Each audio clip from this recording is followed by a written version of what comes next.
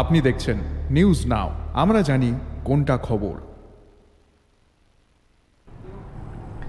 নমস্কার, আপনারা দেখছেন নিউজ নাও, আপনাদের সঙ্গে রয়েছি আমি সহেলি। আজকে এই সন্ধে 6টার সময়তে আমি স্টুডিওতে যথারীতি, তবে আমি আজকে কিন্তু একা নেই, আমার সঙ্গে রয়েছেন দুজন বিশেষ অতিথি। তাদের পরিচয় পর্ব সারবো, তবে আজকের যে বিশেষ অনুষ্ঠান, সেই বিশেষ অনুষ্ঠানে যে বিষয়টা নিয়ে আমরা কথা বলবো সেটি আগে জানাই। গত কয়েকদিন ধরে গোটা রাজ্যে এবং ধরুন গোটা দেশ জুড়ে যে পরিস্থিতি চলছে, মূলত আরজি করের ঘটনাটা নিয়েই সবথেকে বড় যে প্রশ্নটা সকলের সামনে উঠছে, যে একটা আদর্শ সমাজের চিত্র কি এটাই, এরকম নৃশংসতা? ঠিক এই জায়গা থেকেই আজকে আমরা নতুন একটি বিষয় নিয়ে আলোচনা করছি, যে একটা আদর্শ সমাজ গড়ার ক্ষেত্রে সৌভ্রাতৃত্ব এবং মাতৃত্ব চেতনা, এই দুটি বিষয় ঠিক কতটা গুরুত্বপূর্ণ। এই দুটি বিষয় নিয়ে আদর্শ সমাজ কিভাবে গড়ে উঠতে পারে সবটা নিয়ে আলোচনা করব, এবং আমার সঙ্গে ইতিমধ্যে স্টুডিওতে রয়েছেন দুজন। প্রথমেই যাই, নমস্কার স্যার, ডক্টর শেখরেশ ভট্টাচার্যের কাছে। তিনি retired head of the department of zoology and vice principal of এমবিবি college. অনেক স্বাগত আপনাকে স্টুডিওতে স্যার। এবং তারপরেই রয়েছেন ম্যাডাম দেবলীনা দত্ত। ম্যাডাম নমস্কার। ম্যাডামও একজন সোশিওলজিস্ট। তো আপনাদের দুজনের কাছেই আমি সরাসরি চলে যাব, যে প্রশ্ন নিয়ে প্রথমে স্যারের কাছে যাই, যে আমাদের চারপাশের যে এই পরিস্থিতি আর কি, সেই পরিস্থিতির ক্ষেত্রে স্যার আদর্শ সমাজ মানে সেই সংজ্ঞাটাই বোধহয় আমরা ভুলে যেতে বসেছি, যে এই আদর্শ সমাজটা আসলে কি। মানে যে পরিমাণ নৃশংসতা আমরা প্রতি মুহূর্তে দেখছি, সেক্ষেত্রে যদি আপনি বাচ্চা থেকে বয়স্ক কাউকে জিজ্ঞাসা করেন, তারা হয়তো স্পষ্টভাবে বলতেই পারবে না যে আদর্শ সমাজের গঠন বা এই যে একটা রূপরেখা, সেটা কি হওয়া প্রয়োজন। যদি আপনার থেকে একটু শুনবো। দেখো, আদর্শ সমাজ specifically time to time change হয়, ইভলিউশনের সাথে সাথে, অর্থাৎ তোমাকে কি বাংলায় কি বলবো, এটা বিবর্তন, হ্যাঁ, বিবর্তনের সাথে সাথে যেমন এনভায়রনমেন্ট, গাছপালা, নদী সব পরিবর্তন হয়, তেমনি এই বিবর্তনের সাথে সাথে মানুষের মনও চেঞ্জ হয়। নানা কারণে আমরা দেখি সমাজের অবস্থা বা সমাজের ডেফিনেশন টাইম টু টাইম এটা বদলে যায়, কিন্তু তার কিছু বেসিক জিনিস আছে। তুমি একটু আগে বললে সৌভ্রাতৃত্ববোধ, বেসিক পয়েন্ট, অর্থাৎ এটা আমাদের জুড়ে রাখে।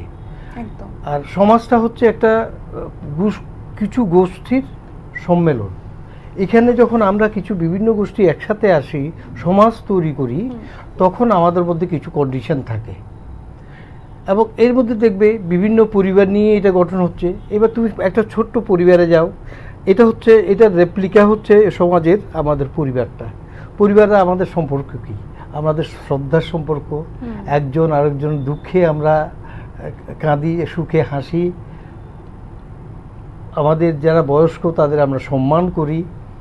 তো এই যে পরস্পর নিজেদের মধ্যে একটা সৌহার্দ্যবোধ, এটা this is the basic point. আর কি চাই?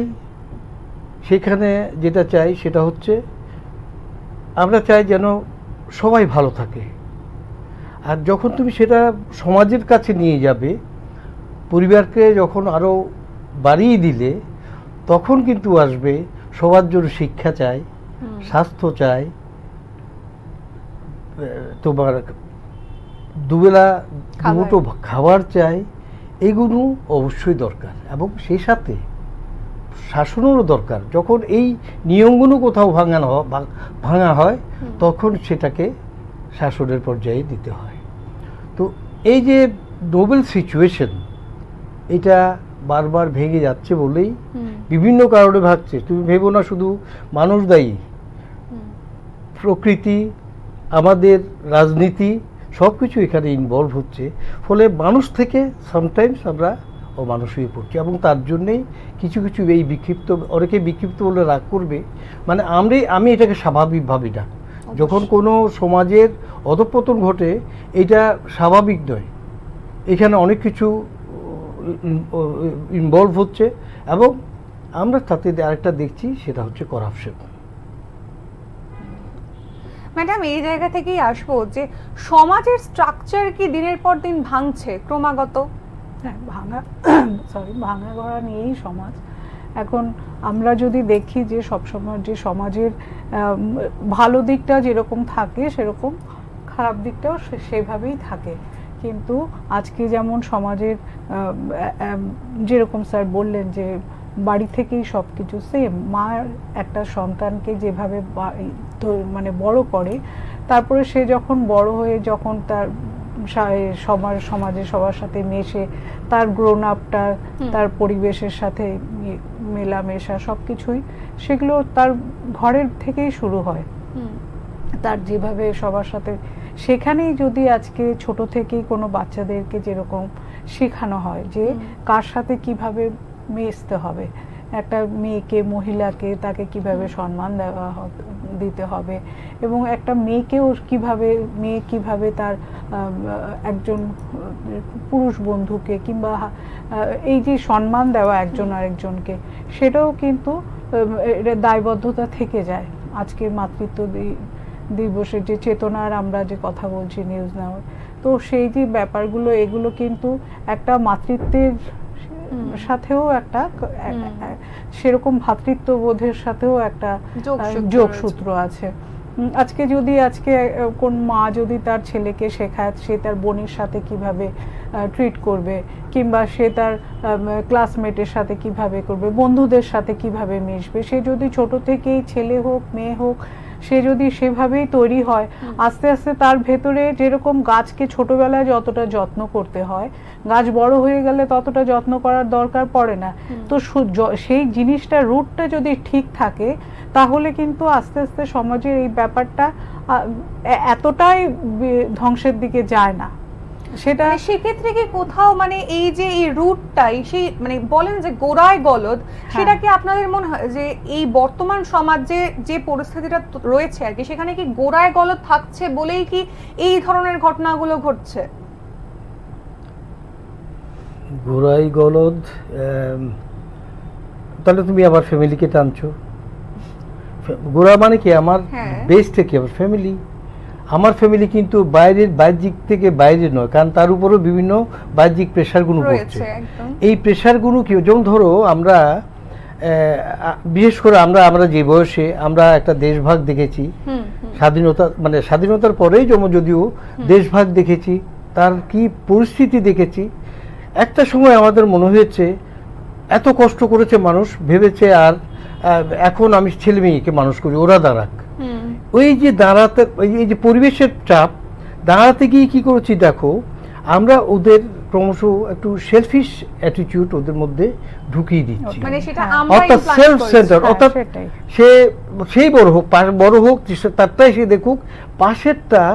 যার জন্য এখন কি হচ্ছে দেখো, আমাদের মতো বয়সের যারা আছি তাদের ছেলে মেয়ে সব ম্যাক্সিমাম বাইরে, কারণ আমরা এখানে রাখিনি এই কারণে তার এত আর আমার মতো যেন কষ্ট না পায়। আর এই যে একবার ছেড়ে দিলাম, তার তো আর কিছু আসতে যাচ্ছে না। যারা দেশপাট শাসন করার কথা ছিল, একসময় নেতাজি ছিলেন, বড় বড় লোকরা ছিলেন, যাদের আমরা এখনো ভুলতে পারি না, তাদের চরিত্র কি, এই চরিত্র তো আমরা ওদের সামনে আর দেখাতে পারছি না। ফলে এই টোটাল ডিটোরিয়েশনের পেছনে সামাজিক আর্থিক সব কিছুই আছে, এবং এগুলো এখন এই যে দুষ্কৃতি যেগুলো হচ্ছে এরাও কিন্তু তার শিকার। এই শিকার থেকে বেরোলে তো আমরা যেটা দরকার, এটাকে সমীক্ষা খুব প্রয়োজন, তোমার সাইকোলজিক্যাল কাউন্সিলিং দরকার, এবং এগুলো প্রতি স্তরে তোমাকে করে যেতে হবে। কিন্তু এটাই একটা প্রশ্ন, কোনো ইনসিডেন্ট হওয়ার আগে পর্যন্ত তো এদেরকে আইডেন্টিফাই করা যাচ্ছে না, এটা একটা তো বড় বিষয় না। আগে সেই ইনসিডেন্টটা ঘটিয়ে ফেলছে, তারপরে গিয়ে আমরা আইডেন্টিফাই করতে পারছি যে আচ্ছা ও এই চরম একটা বিষয়টাকে ঘটিয়ে ফেলছে, সেক্ষেত্রে কি করণীয়? না, সেটা একটা, আপনি বলবেন কি, বলুন না। না ঠিক আছে, না দেখুন, আমার মনে হয় যে আজকে যখন আমি আমার পাশাপাশি কাউকে দেখছি, তার গ্রোন আপটা দেখছি, এবং কিছু ক্ষেত্রে তো হয়তো ভাবছি যে আমরা যারা হয়তো কাছাকাছি কাউকে দেখি, আমি হয়তো আমার কোনো প্রতিবেশী কোনো কাউকে দেখছি, আমার মনে হচ্ছে সে আমার সাথে ভালো বিহেভ করছে, আমি ভাবছি সে সত্যি খুব ভালো, কিন্তু তার ভেতরের যে ব্যাপারটা সেটা আমি বুঝতে পারবো না, যে সে বেসিক্যালি তার ভেতরের যে চিন্তা ভাবনাটা, হ্যাঁ। হ্যাঁ, সেটা আমি বুঝবো না। কিন্তু যদি ধরুন এরকমই সময় যদি দেখি সে কোনো এরকম কিছু একটা ইনসিডেন্ট যেটা হয়তো এই যে আজকাল যে টিভিতে দেখানো হচ্ছে, তাদের প্রতিবেশীরা কতটুকু তাদের ব্যাপারে জানে, হ্যাঁ, তো সেরকমই আমরা তো জানবো না, কিন্তু যখন এইসব নিশ্চয় কিছু লেভেলে যারা জানে তারা সেই সময় যদি তারাও ব্যাপারটা নিয়ে যেরকম আক্তার ডক্টর উনি বলেছেন যে উনি এর আগেও নক করেছিলেন, জানিয়েছিলেন যে এরকম হচ্ছে, তাকে সেখান থেকে কোন রকমের স্টেপ নেওয়া হয়নি, তাকে বরঞ্চ তাকে অপসারণ করে দিল। ম্যাডাম এই জায়গাতেই আমি আপনাকে একটুখানি ইন্টারাপ্ট করছি যে স্বাধীনতার ৭৮টা বছর পেরিয়ে গেছে। আমি একটা আর্টিকেলে পড়ছিলাম যেখানে একদম স্পষ্ট ভাষায় লেখা রয়েছে আজকের দিনে দাঁড়িয়েও 2024-এ দাঁড়িয়েও নারী স্বাধীনতা একটা চিৎকার স্বরূপ, মানে চিৎকার করে নারী স্বাধীনতা ছিনিয়ে নিতে হচ্ছে। এটাতে আপনার কি মতামত? হ্যাঁ, দেখুন আজকে এখন মনে হচ্ছে আমরা ভাবছি যে আমরা এই জিনিসটা চিৎকারের ইয়েতে যেরকম হয় না যে যখন মেয়েরা বলুন যে কোনো কেউ, হ্যাঁ, তার অত্যাচার সহ্য করতে করতে একটা সময় সে চিৎকার করে, তো সেই ব্যাপারটায় আজকে নারীর যে অত্যাচারের ব্যাপারটা এবং সহ্যের ইয়েটা এখন না, সেটা অনেক আগের থেকে, যখন সতীদাহ প্রথা ছিল, যখন বাল্যবিবাহ হতো, তখনও কিন্তু তাদের কখনো ওই ব্যাপারটা ছিল না যে তাকে বিয়ে দিয়ে দিচ্ছে এরকম ওই রকম ধরে বিয়ে দিচ্ছে, কিংবা সে তার স্বামীর সাথে যা সতীদাহটা চাইছে কি না, এরকম কিছু ব্যাপার ছিল না। তো তখন থেকে আরো অনেক ক্ষেত্রে নারীর যে অত্যাচারের ব্যাপারটা, হ্যাঁ, তারপরে কোনো ইয়েতে আছে যে মেয়ে হয়েছে তাকে মেরে ফেলা হচ্ছে, তাকে অনেক রকম ছেলেকে পরিবারে কন্ট্রোল করার চেষ্টা, তো সেই জিনিসটা আজকে ৭৮ বছর পরেও যে এই জিনিসটা যে হয়তো অতটা না থাকলেও ক্ষীণ হলেও সে কিন্তু এখন যেহেতু মহিলারা অনেক জাগ্রত, সে তার এখন চিৎকার করার সেই মানে এটাকেই সবাই ভাবছে যে এটা চিৎকার হিসেবেই মানে আমরা করছি, অ্যাকচুয়ালি সেটা না, এখন জাগরণটা হয়েছে সে তো ওইভাবেই দেখানো হচ্ছে। স্যার আপনার এই বিষয়টাতে কি মতামত? যে আমি এই জায়গাটাতেই বারবার আসবো এবং এটা বোধহয় সারা বিশ্বের একটা প্রশ্ন, যে মানে একদম ফার্স্ট ওয়ার্ল্ড কান্ট্রি হোক, সেকেন্ড ওয়ার্ল্ড কান্ট্রি হোক বা থার্ড ওয়ার্ল্ড কান্ট্রি বা আমাদের মতো দেশ হোক, প্রত্যেকটা জায়গাতেই কিন্তু কিছুটা হলেও নারী স্বাধীনতা ক্ষুণ্ণ হচ্ছে আজকের দিনে দাঁড়িয়েও। মানে এক প্রকার আমরা জেনজি জেনারেশনে রয়েছি, সেক্ষেত্রে এই কারণটা কি? মানে এটা কি একটা চিন্তা ভাবনার গলদ? কারণ রোগ কিন্তু অনেক গভীরে, এটা তো রোগই আমি বলবো, ডিজিজ। এটার সবাই বুঝতে হবে এটা নিয়ে, সমস্ত স্তরে সবাই, এবং সেখানে তার কি ডেডিকেশন থাকতে হবে। আমি কি চাইছি আমার মা যেন আর না কাঁদে। দেখো আমাদের, তুমি যদি টোটাল সামাজিক সিস্টেমটা দেখো, আমরা সবচেয়ে বেশি সম্মান দিচ্ছি আমার মাকে। এটা কিভাবে? সব দেবী দেখো তুমি, যত শক্তির দেবী মা, তাহলে আমরা দিচ্ছি না সেটা নয়। এর মধ্যে কিছু লোক, আমি তাদের কি বলবো জানি, পশু বলাই উচিত যারা এইসব ইয়েতে হচ্ছে। এবং এখানে মেয়েদেরও আরেকটু সচেতন হতে হবে, কারণ আমি দেখেছি বৌমাতারা বেশিরভাগ নির্যাতিত হয় শাশুড়ির দ্বারা। এগুলো দেখতে হবে, এগুলো আমার এখানে কোনো ইয়ে নেই, এখানে কোনো লিঙ্গের ব্যাপার নেই। এইটার ব্যাপারটা হচ্ছে আমার, তোমার, আমার মেয়ে, আমার মা, তাহলে কিন্তু আর এই ন্যারোনেসটা আসে না। আমি আমার মেয়েকে দেখছি না, দেখছি না, তো এইখানে কিন্তু ওই উদারতাটা আমাদের সবাই থাকতে হবে। আমরা আবার নতুন করে একটা নতুন কেয়াস করব না। অর্থাৎ এখন মেয়ে একটা গ্রুপ আর পুরুষ একটা গ্রুপ, পুরুষরা মেয়েদের শত্রু আর মেয়েরা পুরুষদের শত্রু, এটা হতেই পারে না। সৃষ্টি নষ্ট হয়ে যাবে, সংসারের শান্তিই থাকবে না। এবং আমি দেখো আমি দেখেছি যে আমার বাবা যখন মানে খেতে যেতেন, খাওয়ার সময় দেখতেন আমার মার জন্য আছে কিনা। এটা কিন্তু শিক্ষা পারিবারিক। শুধু তাই না, কাজের যে মেয়েটা আছে তার জন্য আছে কিনা, বুঝতে পারছো? তাহলে এই যে আমি ইয়েতে দেখেছি, এই যে বলো যে মেয়েদের প্রতি উপযুক্ত দিচ্ছি না, আমি মামার বাড়িতে দেখেছি বিধবা এক ভদ্র মহিলা, অর্থাৎ আমার দাদুদের মা, এই তোমার 3.5 ফুট 4 ফুট হচ্ছে তার হাইট, সে একটা চেয়ার নিয়ে বসতো, বাড়ির সমস্ত কাজ কে কি করবে, ছেলেরা কি করবে, সবগুলো ইয়ে করতেন উনি, ডাইরেক্ট করতেন উনি। সম্মান ওনাকে দিয়েছে, একটা কথাও কেউ তার ব্যতিক্রম বলেনি, ওনার এগেইনস্টে বলেনি। একদম। নেই, আমি সেটা বলবো না। হ্যাঁ, আমাদের এটা তোমাকে কি বলবো, এটার মধ্যে সবাই এটাতে সমানভাবে এটাতে আসতে হবে। কিছুটা এটা তো নিউক্লিয়ার ফ্যামিলি, participation নিউক্লিয়ার এবং ফ্যামিলি, কিছুটা নিউক্লিয়ার ফ্যামিলি, নিউক্লিয়ার ফ্যামিলি ওটাও খুব একটা খুব এখন এফেক্টিভ, কারণ হ্যাঁ, এখানে খুবই সেলফ সেন্টার হচ্ছে। হুম। এই ছেলেটাকে মা বলছে তুই টিফিন খাচ্ছিস, দিচ্ছি, তুই যদি আজকে কাউকে পাশের কাউকে দিস আর 7 দিন তুই টিফিন পাবি না।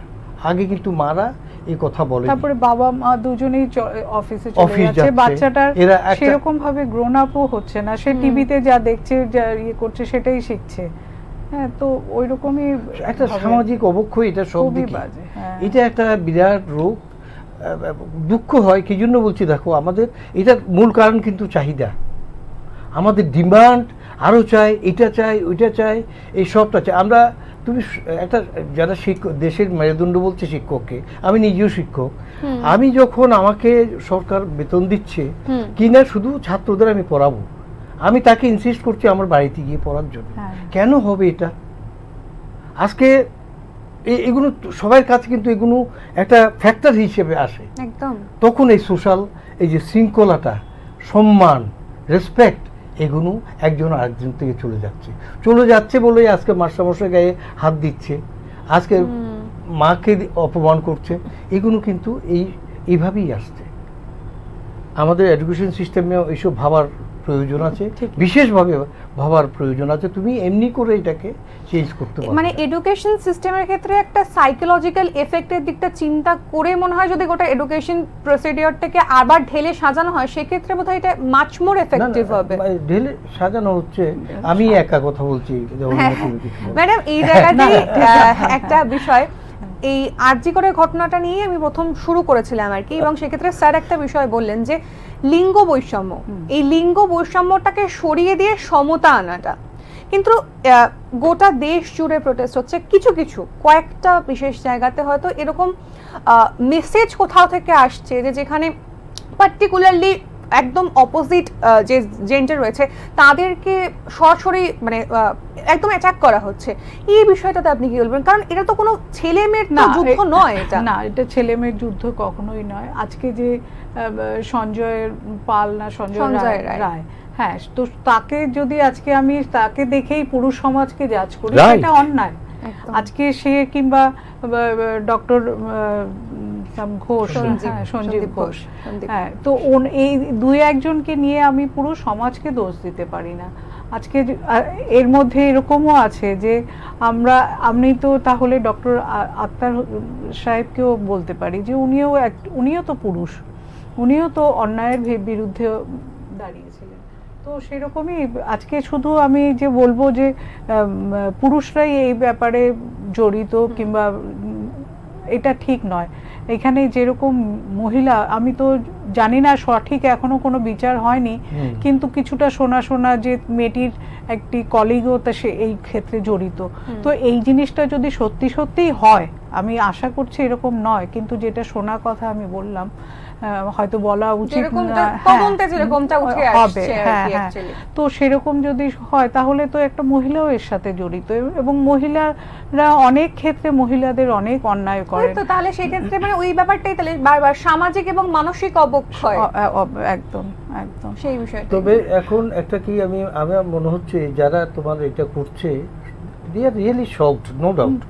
প্রত্যেকে খুব অসম্ভব ব্যথা বেদনা পেয়েছে। অনেক সময় আজকে এই আন্দোলনে কত ছেলেরা আছে, আমি পুরুষ সমাজকে কি করে নিন্দা করব? এই কত ডাক্তার এই বৃষ্টির মধ্যে দাঁড়িয়ে, তো সেখানে আমি কি করে সব ইয়ে করব?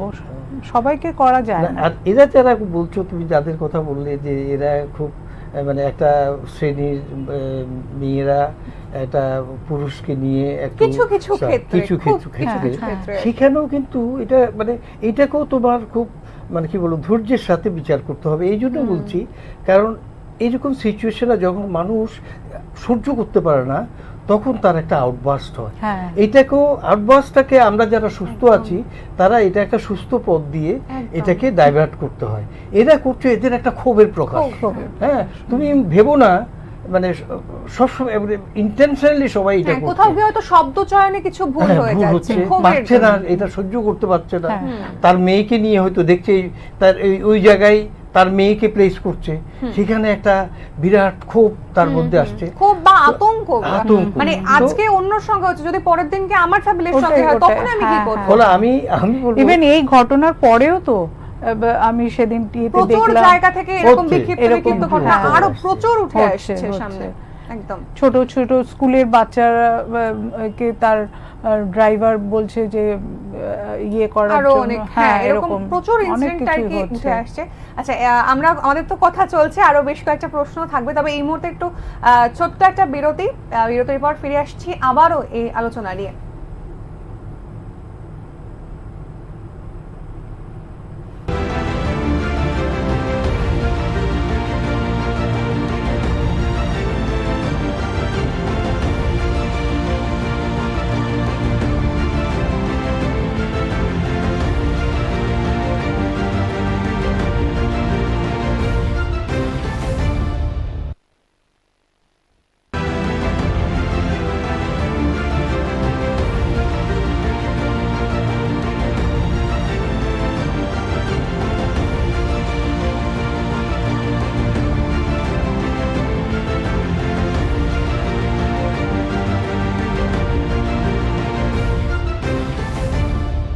আপনি দেখছেন নিউজ নাও, আমরা জানি কোনটা খবর।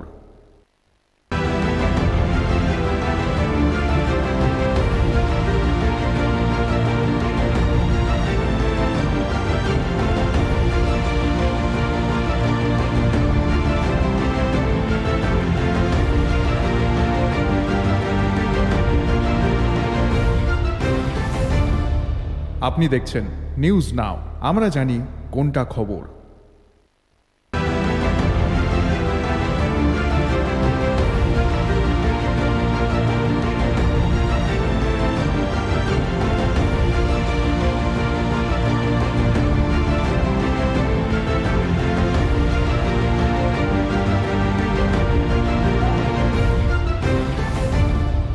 আপনি দেখছেন নিউজ নাও, আমরা জানি কোনটা খবর। ফিরে এলাম বিরতির পর। আজকে আমরা আলোচনা করছি একটা আদর্শ সমাজের যে রূপরেখা, সেই রূপরেখা নিয়ে, এবং আমার সঙ্গে রয়েছেন স্যার শেখরেশ ভট্টাচার্য এবং রয়েছেন ম্যাডাম দেবলীনা দত্ত। স্যার, আমরা যেরকমটা আলোচনা করছিলাম, আবারও ফিরে আসি আমাদের আলোচনাতে, যে আদর্শ সমাজ নিয়ে আলোচনা করছিলাম এবং সেখান থেকে আমরা ঘুরে ঘুরে অনেক জায়গাতে ছুঁয়ে ছুঁয়ে গেছি। তবে যেটা মূল বিষয় আর কি, যে প্রতিনিয়ত সমাজের ধারাগুলো একদম শুরুতে যেটা বিবর্তন, প্রত্যেকটা সময় আসে এবং বিবর্তন হয়, সেক্ষেত্রে সমাজের ধারাগুলো বদলে যায়। তো বর্তমান সময়তে সমাজের ধারাগুলো তো বদলে বদলে গেছে, এবং এটাতে কতটা অ্যাফেক্টেড হচ্ছে আমাদের সোসাইটি, এটা যদি আমি একটুখানি শুনবো ম্যাডাম আপনার কাছ থেকে যদি। সরি, এই যে বর্তমানে যে বিবর্তনের যে ব্যাপারটা, যে সরি, তো এখন কি হচ্ছে, আমরা মানে এই যে পরিস্থিতি পরিবেশ দেখে অনেক সময় আমরাই ভাবি যে স্কুলে যদি একটা ক্যারাটে এগুলো শেখায়, আত্মরক্ষার হিসেবে মেয়েদেরকে শেখানো হয়, তারপরে এইসব যে একটা ভাবি আর কি, এগুলো একটা মন থেকে একটা আসে যে কি জানি সবাই একটা নিরাপত্তাহীনতায় ভুগি। হ্যাঁ, একটা এগুলো খুব ভাবি যে এটা খুবই দরকার এইখানে। তারপরে ধরো এখানে মানে আচ্ছা, স্যারের কাছে যাই এই বিষয়টা নিয়ে, যে এই যে এই সমাজের ধারাগুলো স্যার বদলে বদলে যাচ্ছে, সেক্ষেত্রে মানে আমরা কতটা এফেক্টেড হচ্ছি, মানে আমরা সোসাইটির মধ্যেই রয়েছি, এতগুলো স্তরের মানুষ সোসাইটিতে রয়েছেন, সেক্ষেত্রে আমাদের কতটা অসুবিধার মধ্যে পড়তে হবে। এখানে বলবো আমরা যাদের মানে আমরা যেটা নিয়ে সচেতন, বাড়ির বাবা মা, এইটা আমাদের একটা বাড়তি দায়িত্ব আসছে। আমি দেখছি আমার ক্লাস 7-এ পড়ার পর যখন উঠছে, মেয়ে প্রত্যেক দিনে তোমাকে বায়না করছে একটা ফোন দিতে হবে, আজকের ফোনটার এই কোয়ালিটি, কালকের ফোনটার হায়ার কোয়ালিটি, এইভাবে চাইছি। এবং এই যে ফোনটা এলো, এটার অনেক গুণ আছে, ভেরি গুড সার্ভিস দেয় এটা সব দিকে, কিন্তু এটার ডিসঅ্যাডভান্টেজও প্রচুর।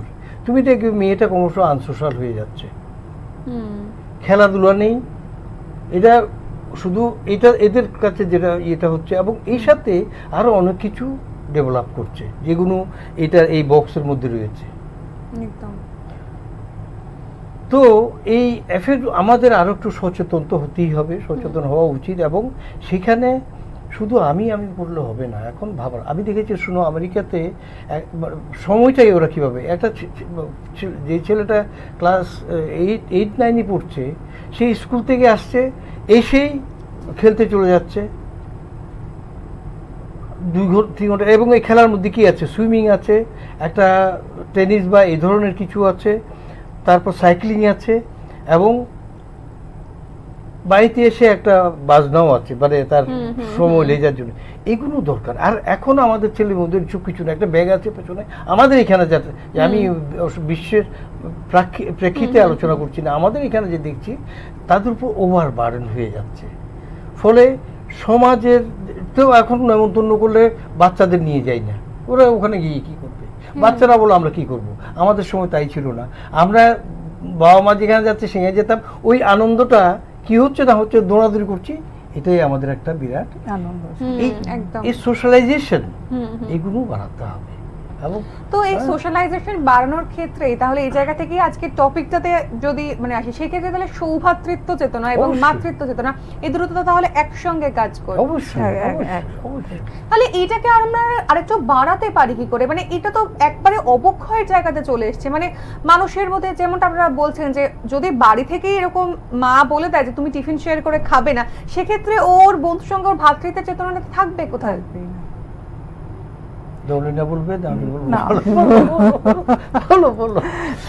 না, এই যে এই ক্ষেত্রে আমি বলবো যে আমি কিন্তু আমার ছেলে মেয়ে দুজনেই কেন্দ্রীয় বিদ্যালয়ে পড়াশোনা করেছে। আমি দেখেছি আমার মেয়ে তো বড়, তো সে যখন স্কুলে যেত, সে এসে প্রথম বলতো মা আমার টিফিন আমি খেতে পারিনি। আমি তখন আস্তে আস্তে ও দেখলাম যে এটা আমরাও স্কুল লাইফে করেছি, যে বন্ধু বান্ধবের সাথে শেয়ার করে খাওয়া, এটা আমাদের টিফিন পিরিয়ডটা একটা বিরাট একটা ইয়ে ছিল। তো সেরকম ওকেও আমি ওটা শেখানোর জন্য ওকে আমি তখন টিফিনটা একটু বেশি পরিমাণে দিই, যেটা এনজয় করুক, ও সবাইকে দেওয়া। আমি সেই একই জিনিস আমার ছেলের সাথেও করেছি। তো সেও দেখেছে যে বন্ধুদের সাথে শেয়ার করে খাওয়া, কিংবা এই যে ওদের যে স্কুলে বিভিন্ন অ্যাক্টিভিটি হয়, ওরা যে যায় এদেরকে রিজিওনালে যায়, ন্যাশনালসে যাচ্ছে এইসবে। তো এই ধরনের স্কুলগুলোতে সত্যি এগুলো শেখায়।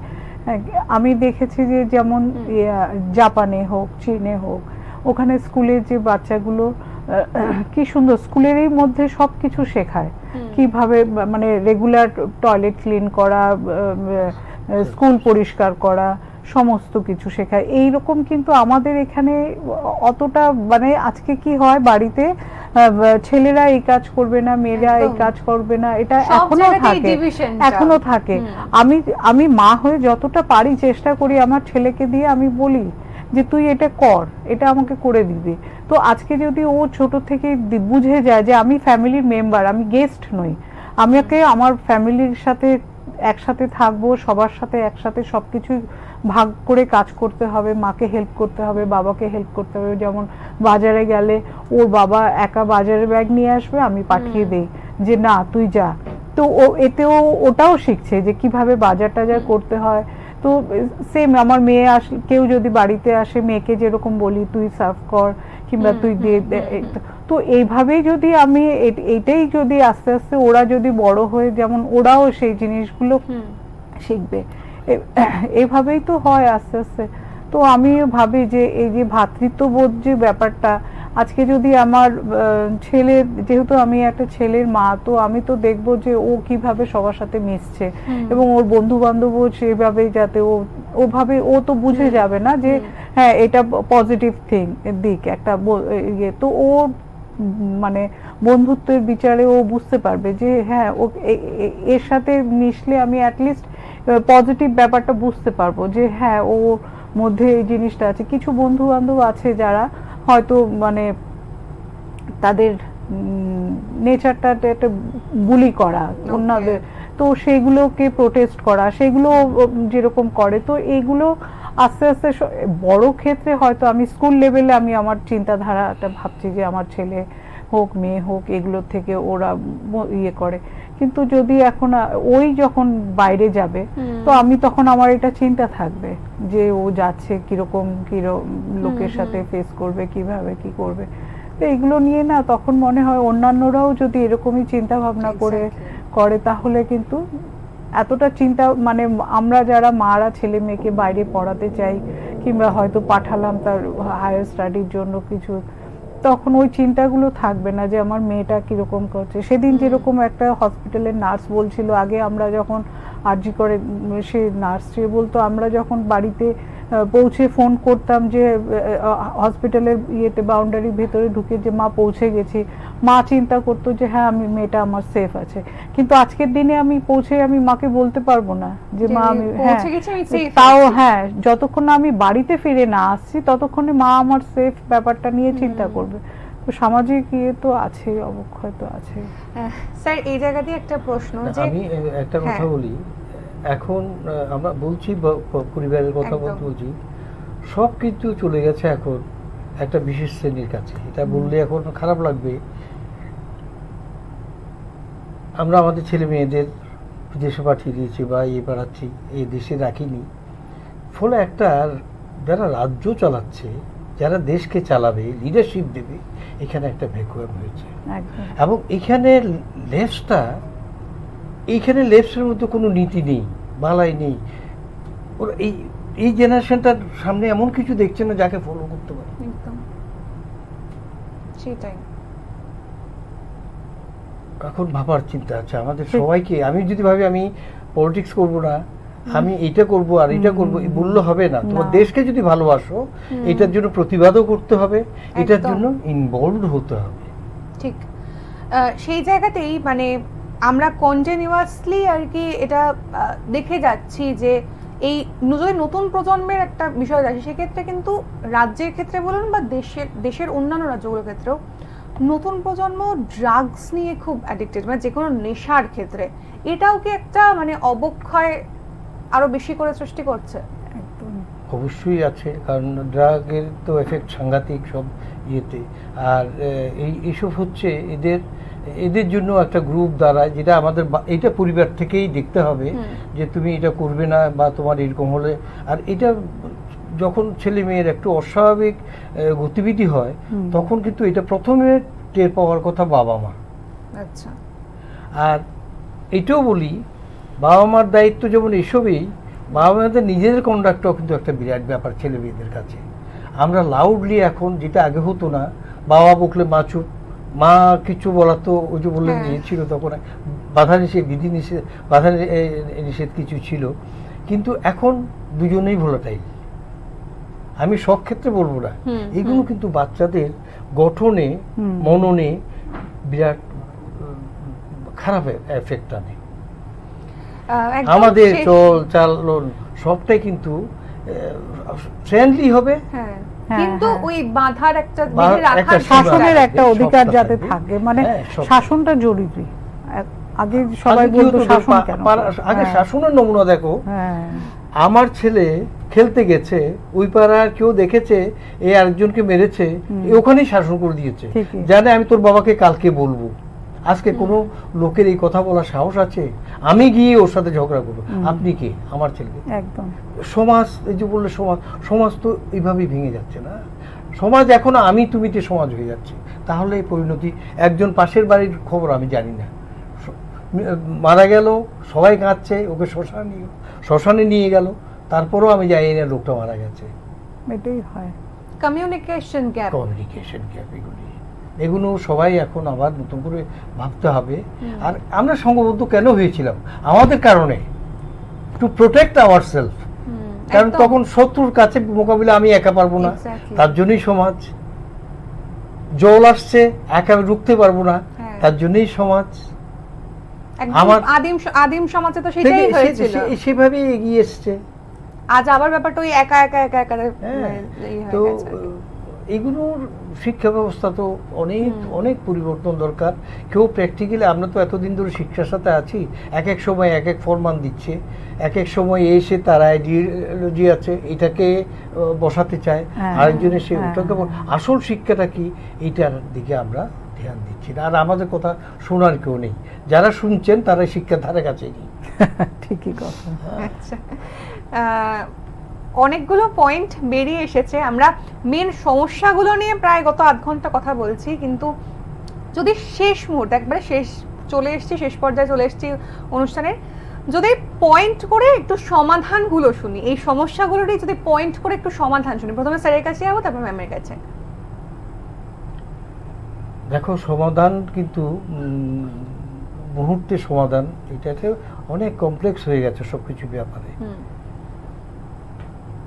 একটা সমাধান হচ্ছে, প্রথম কথা হচ্ছে তোমার শিক্ষা ব্যবস্থায় তোমার ভেতর থেকে জাগাতে হবে জিনিসগুলো। যতক্ষণ পর্যন্ত শিক্ষা সেইভাবে নিতে না পারি, বাবা মার একটা বিরাট দায়িত্ব যে তাকে সেভাবেই তৈরি করা। এইটা একটা বিরাট সত্য কথা যে পারিবারিক একটা ইনফ্লুয়েন্স ছেলে মেয়েদের মধ্যে পড়ে। হ্যাঁ, বাবা মা যেভাবে তাকে গ্রোন আপ করবে, সেখানে তার কিছু না কিছু তার মধ্যে পড়বেই। ফলে প্রাথমিকভাবে আমরা যারা ছেলে মেয়েদের মানুষ করছি বা আগামী দিনে নতুন প্রজন্মের যেভাবে এগিয়ে যাবে, এখানে পারিবারিক যে শিক্ষা, যে লেসন দেওয়ার, এটা অনেক উদার লেসন দিতে হবে। সমাজ যেভাবে এগিয়ে যাচ্ছে, এটা মানে শেষের দিকে যাচ্ছে, এগোচ্ছে না। আবার আমরা যারা মানে সায়েন্স নিয়ে করি, ইভলিউশন নিয়ে কথা বলি, আমরা বলি দেখো, হতাশ হইও না। তার কারণ কি, যখন পৃথিবীতে প্রথম প্রাণের সঞ্চার হয়, এই যে ডিএনএ তৈরি, তখন প্রথম দিকে তো ফুটন্ত জল, চারিদিকে মলিকুলস ঘুরে বেড়াচ্ছে, এগুলো জুড়ছে ভাঙছে। একদিন এক সার্টেন এক্সট্রিম মুহূর্তে এমন একটা মলিকুল তৈরি হয়ে গেল, সেটা থেকে সে আরেকটা মলিকুল তৈরি করছে। তো একটা প্লাবন, একটা বিপ্লব, একটা কি তোমাকে ভূকম্প, এগুলো আসে এবং মনে করবে এরপরেই শান্তি, এরপরেই আবার নতুন করে পৃথিবী জাগবে। আমরা সেটা আশা রাখি। হ্যাঁ ম্যাডাম, আপনার কাছে যদি একদম স্পেসিফিক ভাবে যদি আপনার যেটা মনে হয় যে কোথাও গিয়ে তো আমাদের একটা সমাধান খুঁজতে হবে, সমাজকে তো একটা বার্তা দিতে হবে, সেক্ষেত্রে আপনার বার্তাটা কি? বার্তা তো শুরুটা তো আমরা সবসময় ভাবি যে শিক্ষা প্রতিষ্ঠান থেকে যাতে সুস্থ মানে স্টুডেন্ট হোক আর হোক, বেরিয়ে আসুক, এবং প্রশাসনিক দিক থেকেও একটু তাদেরও চিন্তা ভাবনা করা দরকার। সব কিছু নিয়ে তো রাজনীতি করা চলে না, তো এটা সামাজিকভাবে দিকটা দেখাটাই দরকার। প্রত্যেকেরই উচিত কিভাবে ভালোটার দিকে এগিয়ে যাওয়া, সেটাই হচ্ছে আসল কথা। আর বিভিন্ন দেখুন, আর হচ্ছে দেখো, কথাও যেরকম ছেলে মেয়ে আলাদাভাবে কেউ ওইরকম আজকে আমরা এখন আর সেভাবে মানুষ করি না যে ছেলে তুমি তোমার এটা কাজ, মেয়ে, আমরা চাই দুজনকেই সেভাবেই মানুষ করি, সেভাবেই। তো সেটাই যদি সবাই মেনে চলে, সেটাই যদি সবার মানসিকতা থাকে, তাহলে নিশ্চয়ই ভালো হবে। আর শেষ একটাই লাস্ট কথা আমি বলে দিই, আমার লাস্ট কথা সেটা হচ্ছে, একটা বললাম পরিবার, একদম, আর কে কি করলো না করলো আমি বুঝি না। আমি যে আমার যে স্কুলে যাব, সে মাস্টার মশাই, স্কুল যেখানে পড়াশোনা আমরা করি, ওরা যদি এই ব্যাপারটা মানে সেভাবে নেয়, মাথা উঁচু করে চলার জন্য যা যা করার দরকার, এটা মাস্টারমশাই এই শিক্ষাটা দিতে পারে সমাজে, এবং এইটা তাকে কিন্তু সেখানে নির্ভীক হতে হবে, ভালো টিচার হতে হবে, পড়াশোনায় ফাঁকি দেবে না, নিজে নির্ভীক হতে হবে। তাহলে আমার ছাত্র সেভাবে তৈরি হবে, সেই বলবে কোনটা অন্যায় কোনটা ন্যায়, সেই আটকাবে সব কিছু। কারণ এই নতুন শক্তি, নতুন প্রাণ, তারাই পারবে এইটাকে সমাজকে নতুনভাবে দাঁড় করাতে। আর আমি বলছিলাম যে যেমন কিছু কিছু স্কুলে আছে না, যেরকম কোনো বাচ্চা হয়তো সে পড়াশোনায় খুব ভালো, তো তাকে খুব হাইলাইট করা হচ্ছে, অন্য বাচ্চারা হয়তো সে অন্যান্য দিকে ভালো, তো সেইখানে গিয়ে যে একটা ডিসক্রিমিনেশন একটা হয় যে হ্যাঁ, তো ওই বাচ্চাটার মধ্যে নিজেকে আস্তে আস্তে গুটিয়ে নেয়। তো এই জিনিসগুলো কিন্তু টিচারদেরকে একটু সচেতনভাবেই দেখতে হবে। এগুলোও বাচ্চাদের মধ্যে খুব একটা ইয়ে মানে ভেতরে একটা ভেতরে একটা affect, এফেক্ট হ্যাঁ, করে, খুব প্রচণ্ড। এফেক্ট আর আমি করে। বললাম এই জন্য, যেহেতু আমি শিক্ষক, আমি বলতে পারি, কারণ এখানে প্রচুরই আমার ছাত্র শিক্ষক আছে, ঠিকই তাদের কথা। কাছে আবার জোর আবদারও আছে, হ্যাঁ। এবং সেখানে কি বলবো, আমার নির্দেশও আছে, আমি করতে পারি। বুঝতে পেরেছো? আমিও নিউজ নাও থেকে আমি মা হিসেবে এইটুকু আমি সমস্ত মানে টিচারদেরকেও আমিও এটা রিকোয়েস্ট করব, যাতে বাচ্চাদের মধ্যে ওই আলাদা ব্যাপারটা যে এ ভালো এ খারাপ, এর সাথে এইভাবে ড্রিল করা, এটা যেন না হয় আর কি। সবাইকে একভাবে, যাতে ওরা সবাই নিজেদের ভালো দিকটাকে নিয়ে এগিয়ে হ্যাঁ, চলতে পারে। ওটাকে ওরা হ্যাঁ, ইনভাইট করতে পারে। এটাই। বেশ, অনেক ধন্যবাদ আপনাদেরকে।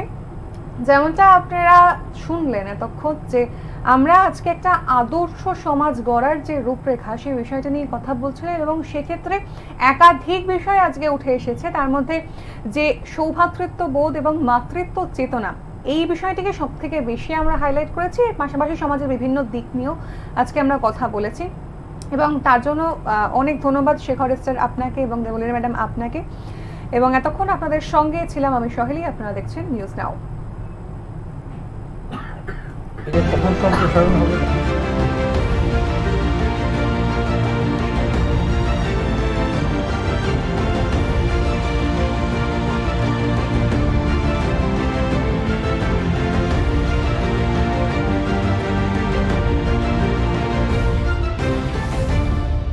আপনি দেখছেন নিউজ নাও, আমরা জানি কোনটা খবর।